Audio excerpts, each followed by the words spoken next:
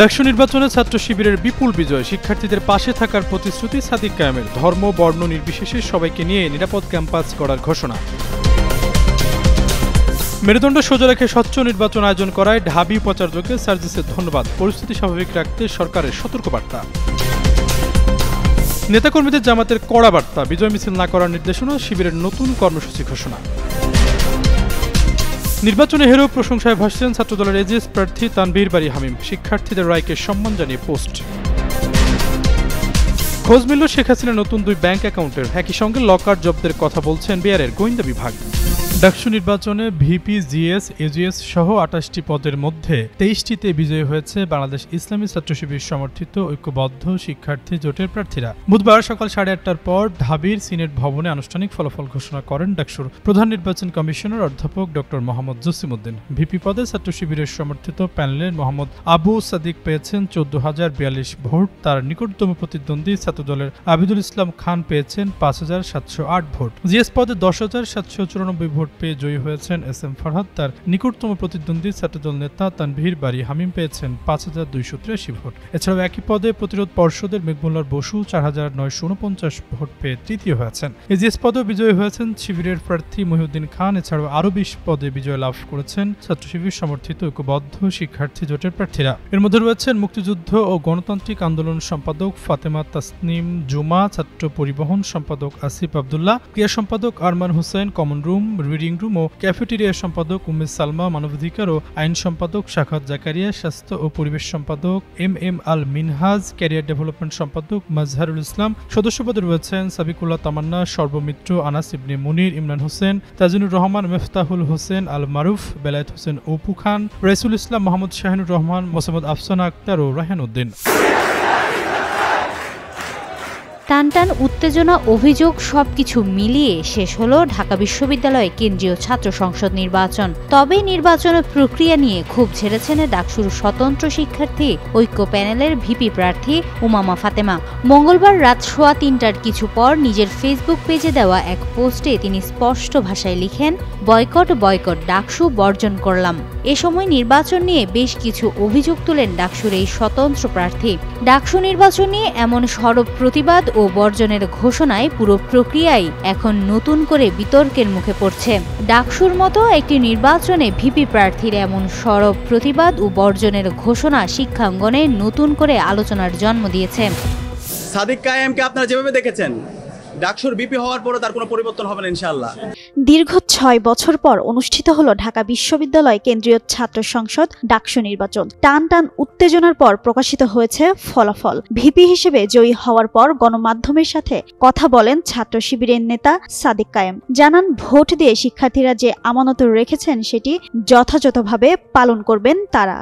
ঢাকা বিশ্ববিদ্যালয়ের শিক্ষার্থীরা সাদিক কায়েম, এস এম ফরহাদ, মহিউদ্দিন খান সহ ঐক্যবদ্ধ শিক্ষার্থী জোটের আমাদের প্যানেলের উপর যে আমানত রেখেছে, আমরা সেই আমানতের যথাযথ হক আদায় করব ইনশাআল্লাহ। বুধবার সকালে সংবাদ সম্মেলনে তিনি বলেন, এই বিজয় শুধু একটি নির্বাচনের নয়, এটি জুলাই বিপ্লবদের বিজয়, শহীদদের আকাঙ্ক্ষার বিজয়। তিনি স্মরণ করেন দেশের আজাদী আন্দোলনের শহীদদের, মহান মুক্তিযুদ্ধে প্রাণ দেওয়া শহীদদের, 90-এর স্বৈরাচার বিরোধী আন্দোলনের শহীদদের, আর ক্যাম্পাসে নিহত শিক্ষার্থী আবরার ফাহাদ সহ সকলকে। মহান মুক্তিযুদ্ধের সকল শহীদদের, 90-এর স্বৈরাচার বিরোধী আন্দোলনের সকল শহীদদের, আধিপত্যবাদের বিরুদ্ধে, আগ্রাসনের বিরুদ্ধে লড়াই আমাদের অগ্রনেতা শহীদ আবরার ফাহাদ সহ ক্যাম্পাসের ছাত্রলীগের নির্যাতন নিষ্পেষণে যতজন শহীদ হয়েছে সকল শহীদদের।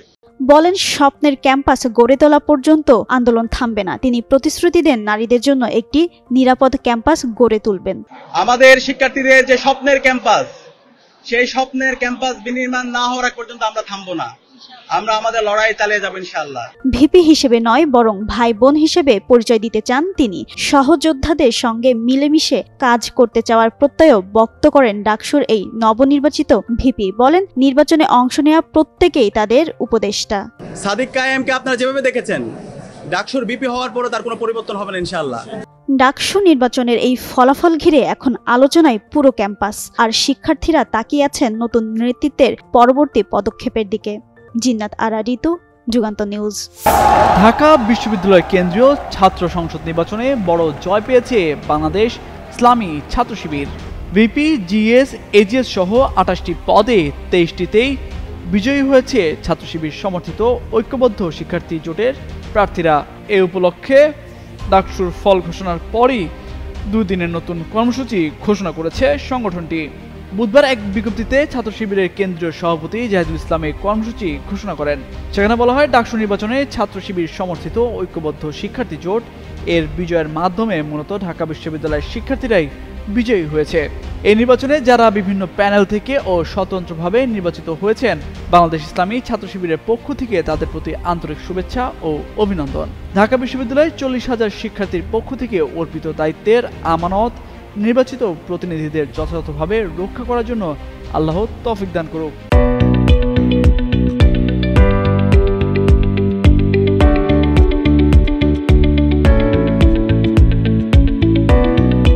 ডাকসু নির্বাচনে শিক্ষার্থীদের এই বিজয় উপলক্ষে ঘোষিত কর্মসূচিতে বলা হয়, এদিন শুকরিয়া আদায় করে দোয়া মাহফিল ও নৈশ ইবাদত করবে সংগঠনের নেতাকর্মীরা।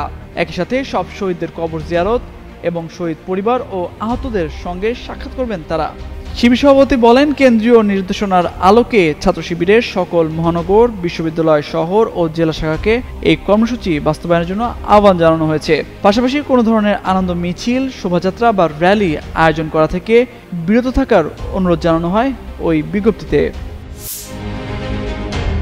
ডাকসু নির্বাচনে জিএস পদে প্রতিদ্বন্দ্বিতা করে জয় পাননি ছাত্রদল নেতা শেখ তানভীর বারী হামিম। তবে নির্বাচনে হেরেও প্রশংসায় ভাসছেন তিনি। নিজের ফেসবুক ওয়ালে এক পোস্টে নির্বাচনে ঢাকা বিশ্ববিদ্যালয় শিক্ষার্থীদের রায়কে সম্মান জানিয়ে তিনি লেখেন, শিক্ষার্থীরা যদি মনে করেন এটাই তাদের রায়, তবে আমি সেই রায়কে সম্মান জানাই। আরেক পোস্টে এই ছাত্রদল নেতা বলেন, আমি খুব সাধারণ একজন মানুষ, হাসি খুশি তবে সংগ্রামী। জনাব তারেক রহমান ও ছাত্রদল নেতৃবৃন্দ আমাকে সম্মানিত করেছেন গণতান্ত্রিক প্রক্রিয়ায় ছাত্রদল থেকে জিএস পদে প্রার্থী করে। ঢাকা বিশ্ববিদ্যালয়ের শিক্ষার্থীরা আমাকে যেভাবে প্রকাশ্যে গ্রহণ করেছিলেন, আমার উপর আস্থা রেখেছেন, সেটিও ফলাফলে সঠিকভাবে প্রতিফলিত হয়নি। আমি দুঃখ প্রকাশ করছি জনাব তারেক রহমান ও ঢাবি শিক্ষার্থীদের কাছে। ব্যক্তিগত জীবনে অনেক হেরেছি, রাজনৈতিক জীবনে এটাই প্রথম পরাজয়। যদিও এ পরাজয় ভাগ্যের কাছে, পরিবেশ ও পরিস্থিতির কাছে এবং নিছক সময়ের কাছে। সারা দেশের মানুষের কত দোয়া, নিশ্চয়ই সে দোয়া ব্যর্থ হবে না। নিশ্চয়ই আল্লাহ আমার মনের খবর জানতেন। এতটা সহি চিন্তাভাবনা থাকার পরেও কেন তাকদিরের এই পরাজয় রেখেছিলেন জানি না। আমি চিরকৃতজ্ঞ এ দলের প্রতিটি নেতাকর্মীর কাছে, আমার বিশ্ববিদ্যালয়ের আদর্শিক অগ্রজদের নিকট, যারা আমার জন্য সর্বোচ্চ চেষ্টা করেছেন, বিশেষ করে জনাব তারেক রহমান সাহেবের কাছে এবং ঢাকা বিশ্ববিদ্যালয়ের সেই সব শিক্ষার্থীর কাছে যারা আমার জয় নিশ্চিত ভেবেছিল, এবং বিশেষ করে সে সকল শিক্ষার্থীদের কাছে যারা মনে করেনি আমি তাদের জন্য যোগ্য হব। জুলাই অভ্যুত্থানের মধ্য দিয়ে সাবেক প্রধানমন্ত্রী শেখ হাসিনার পতন। এরপরই সামনে আসে তার একের পর এক অপকর্ম। জব্দ করা হয় কার্যক্রম নিষিদ্ধ আওয়ামী লীগের সভাপতির ব্যাংক অ্যাকাউন্ট। এবার পূবালী ব্যাংকে থাকা শেখ হাসিনার লকার জব্দ করেছে জাতীয় রাজস্ব বোর্ডের কেন্দ্রীয় গোয়েন্দা সেল। বুধবার সকালে গোপন খবরের ভিত্তিতে এই লকার জব্দ করা হয়। রাজধানীর সেনা কল্যাণ ভবনে অবস্থিত পূবালী ব্যাংকের মতিঝিল কর্পোরেট শাখার 128 নম্বর লকারটি সাবেক প্রধানমন্ত্রী শেখ হাসিনার। এনবিআর সূত্রে জানা গেছে, পূবালী ব্যাংকের ওই শাখায় শেখ হাসিনার 2টি ব্যাংক হিসাব পাওয়া গেছে। একটি হিসাবে 12 লাখ টাকার এফডিআর আছে, আরেকটি হিসাবে 44 লাখ টাকা পাওয়া গেছে। ওই দুটি হিসাবে মোট 56 লাখ টাকার সন্ধান পেয়েছেন কর গোয়েন্দারা। এইসব হিসাব এখন জব্দ করা হয়েছে, টাকা উত্তোলন নিষিদ্ধ করা হয়েছে। এনবিআর সূত্রে জানা যায়, ওই লকারে স্বর্ণালঙ্কার সহ গুরুত্বপূর্ণ নথি থাকতে পারে, তবে এখনই বলা যাবে না। গোয়েন্দা তথ্যের ভিত্তিতে ওই লকার জব্দ করা হয়েছে। গত বছর 5 আগস্ট ছাত্র জনতার অভ্যুত্থানের মাধ্যমে আওয়ামী লীগ সরকারের পতন হয়। তৎকালীন প্রধানমন্ত্রী শেখ হাসিনা পদত্যাগ করে দেশ ছেড়ে চলে যান। এরপর অন্তর্বর্তী সরকার ক্ষমতায় এসে শেখ হাসিনা ও তার পরিবারের সদস্যদের কর ফাঁকি ও দুর্নীতির তদন্তে নামে। এর অংশ হিসেবে এনআরবি শেখ হাসিনার লকার জব্দ করেছে।